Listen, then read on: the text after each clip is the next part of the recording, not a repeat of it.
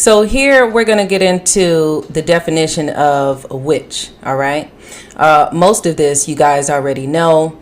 I'm going to do two different parts of this, and then I'm probably going to go ahead and break that down in a video that you can watch.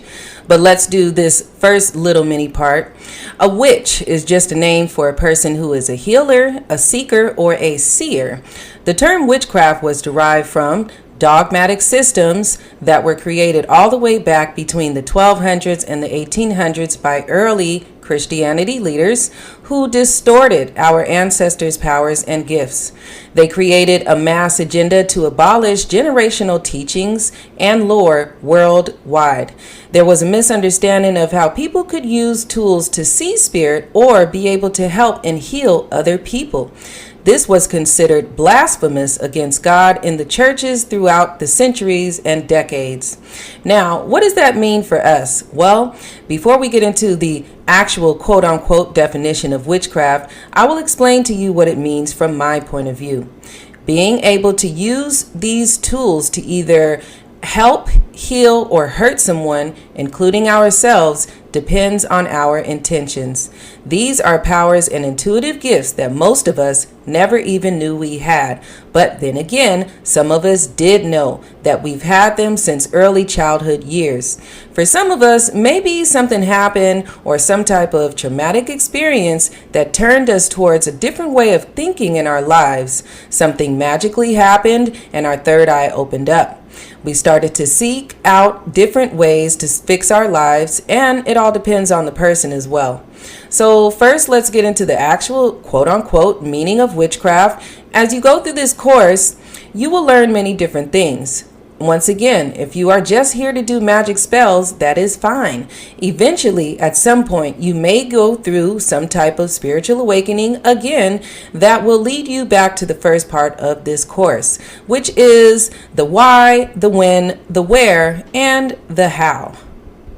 Before we get into our video about what witchcraft is so we can see more of a visual, I wanted to point something out to you guys real quick. So as you are doing your studies and your researches, understand who is giving you the definitions of what witchcraft is and where the information is coming from.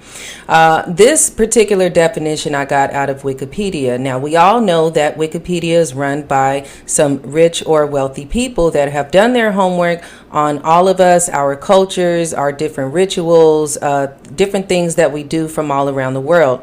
There are some stipulations here, and we do need to learn how to read between the lines. This type of skill will help you as you're learning how to do scrying or divination. It is a very important skill that you will need to learn doing witchcraft. But let's get back to this definition. I'm going to point out a couple things to you guys. Witchcraft is the practice of what the practitioner or witch believes to be supernatural skills and abilities, such as casting of spells and the performance of magical rituals. Witchcraft is a broad term that varies culturally and societally, and this can be difficult to define with precision. So difficult to define with precision would mean that they cannot logically or scientifically prove how witchcraft works. Historically, the most common meaning among non-practitioners, this would be somebody who does not use magic or do witchcraft at all, is the use of supernatural means to cause harm. All right, so this is where we have to read between the words. Non-practitioners believe that the supernatural or the uses of supernatural means is to cause harm to the innocent. This is very unfortunate because they mean that worldwide, this remains the meaning in most traditional cultures worldwide. So that means they think that any culture that uses supernatural means is causing harm to the innocent. What do you guys think about that? Now, this is taken right from Wikipedia. All right. And they even tell you exactly what these cultures are. Notably, indigenous cultures of Africa and the Africa diaspora, Asia, Latin America, and indigenous nations in the Americas. All right. So that is unfortunate that that's what they think that witchcraft is. Also, in the Philippines, as many of these cultures, witches are viewed as those opposed to the sacred. So what does that mean? Viewed as those opposed to the sacred means that they're looking upon our cultural and historical practices and deeming those as against the sacred, or we want to say the Bible, all right, or thou holy, whatever they feel that is.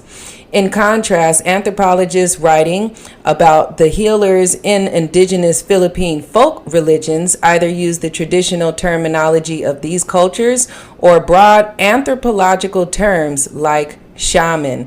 All right, so shamanic healing, we'll talk about that a little more, but this is how they identify these different cultural religions. Belief in witchcraft is often presented or often present with societies and groups whose cultural framework includes a magical world view. In the modern era, some may use witchcraft to refer to benign, positive, or neutral metaphysical practices, such as divination, meditation, or self-help techniques found in the modern pagan and New Age movements. But this reversal in the primarily or a modern Western and pop culture phenomenon is most prevalent among Western youth and adherents of modern pagan traditions like Wicca. So we will go into a bit of, we'll do a witchcraft video first, and then we'll go into Wicca. And then, of course, the obvious, we will go into Hoodoo. And that is the meat and potatoes of what we need to know. And then we will go ahead and go to the next topic. You guys can leave comments here. Let's get to the next part. In this part of our course, we are going to be explaining what Wicca is. Many people have their own explanations for what they think it is. Either they think that Wicca is Aleister Crowley based, which it is not.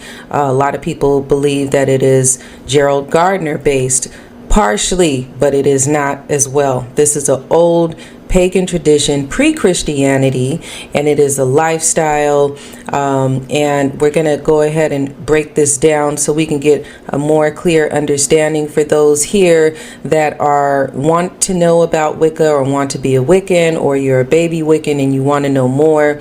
Of course, we're going to kind of go through the history, but not too long-winded, and we're going to go into the different things like the pinnacle, the pentagram, earth, fire, water, air, and spirit, and the divine. And what are these practices used for? Is it white magic? Is it black magic? Is there any color with magic actually? But we'll go ahead and break this down in this video that I have set for you guys. So of course, Wicca is a new age movement, and it is used all throughout the world. There are people that are practicing it. It does have its roots tied into the Euro-Indigenous cultures, which we will talk about, the different gods and goddesses as well. Wicca is a shortened version of the craft, which would be witchcraft, more of a solitary practice, more than just a coven practice. So in Wicca Made Easy by Phyllis Currat, which I will post that link in our resources, she says here that we don't often think of Europe as having indigenous peoples, yet the majority of Europe's inhabitants are considered to be indigenous. However, the contemporary practice of ancestral traditions, as seen with the Sami people of northern Scandinavia and the Basque of northern Spain and southern France, is rare. Modern Wiccans and others are just now rediscovering, reviving, and reconstructing the traditions of their indigenous peoples or their indigenous backgrounds. So therefore now we start to understand that there were villages that had healers, midwives, lost souls and souls that have passed, conductors of ceremonies, celebrations between the rites of passage, which I will explain that later. Also being able to interpret dreams, signs, journey between the worlds, keepers and revealers of the mysteries, mainly a shamanic path. Also recognizing that everything has a spirit, and shamans work with spirits of air, fire, water, and especially Mother Earth. All right, so there's a couple of things here that we're going to talk about, being masters of balancing, harmonizing, uniting together inner and outer, what I like to call macrocosm and microcosm, and being able to now pay attention to things that we've never really paid attention to before, the unseen things.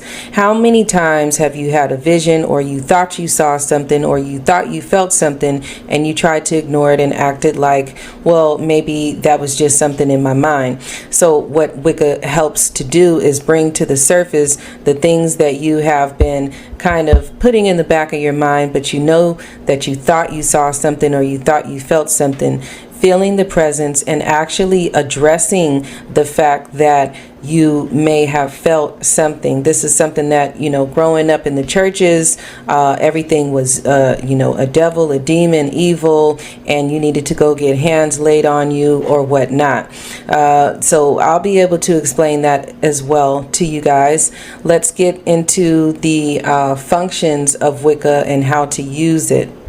So first, as pagans, we start to discover or start to do our homework as far as, going from a one God culture to a more of a pagan or polytheistic culture, where we start to recognize and give validity to the gods and goddesses that were here, and how those different gods and goddesses can connect with us. So for me, I was able to go through my birth numbers, which I will actually show you guys here in the video, and I was actually able to see my life path number. I then was able to convert that and was able to find the healing plant Artemisia. Now, Artemisia wormwood or Artemisia mugwort are actually, or just happen to be, one of the most popular herbs that are used in witchcraft.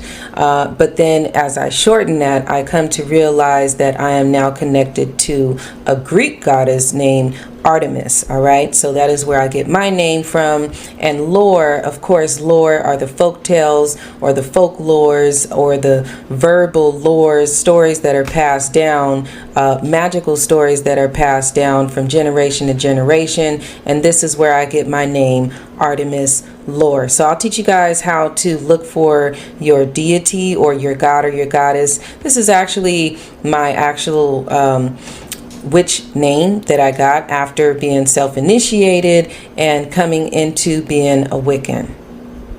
Now we look at the fundamentals and understand that energy resonates in more dimensions than just those perceived of our daily lives, also called planes of existence. All right, so this would be the quantum realm, or what is elemental and divine, metaphysical as a whole. So this is where we start to open up our mind and tap into other senses that we've never tapped into before, or maybe you have, but you want to get more of a grasp on what this is. Let's talk about the elements real quick. So Earth, which is north, stands for stability, strength, physical embodiment. Air, which is east, is all about mystery, discovery, change, and restlessness. Fire, which is south, is all about destruction, transformation, attraction, and validity. Water, which is west, is about creation, birth, healing, emotions, and receptivity. So when I say the quantum realm, I'm saying that energy and forces of nature are also called the quantum realm. And then, of course, we have spirit. So we have earth, air, fire, water, and spirit. So spirit could be all of the elements combined or none of them at all. Spirit can be death, afterlife, spirit working, elements of light and darkness, and inevitable parts of ourselves, spirit or life energies. So how do we bring all of this together? Well, if we think about when we are praying, a lot of people like to start praying in the east where the sun rises. A lot of people like to start in the north for, Mother Earth and do a particular prayer. We want to honor all four directions. This is what makes up our world. The different directions mean different things, and go ahead and celebrate each direction. Sometimes for some Wiccans in the morning, they will give an offering for every direction, and just be thankful for the air, be thankful for nature, be thankful to the rivers, the lakes, the beaches, the water that heals us. Of course, everybody needs water, the earth, and then also fire, what drives us, not so much the darker part of ourselves, but the fire that burns within us and how that balances out. So we do need these balances. Also, being in nature is one of the most important parts of being a Wiccan. When I became a Wiccan, I started doing my nature walks or going to the park or, going to the beach. And this is the part where we usually take for granted just being in the sun or being on earth, being able to feel that and really appreciating Mother Earth. I think that's something that people take for granted. Of course, we like to go to the beach and have fun, but do we really connect with the water? Do we really connect with the air and see how beautiful things are? One technique that I like to do sometimes is just go outside, breathe in and out 3 times very slowly, and then when I open my eyes, everything seems so much surreal and calm, and so really getting the feel of that very, very earth elemented type of shamanic type of healing or way of life. And this is an everyday way of life. This is not just sometimey when you feel like it. Wicca is a little different. Let's get to the next topic.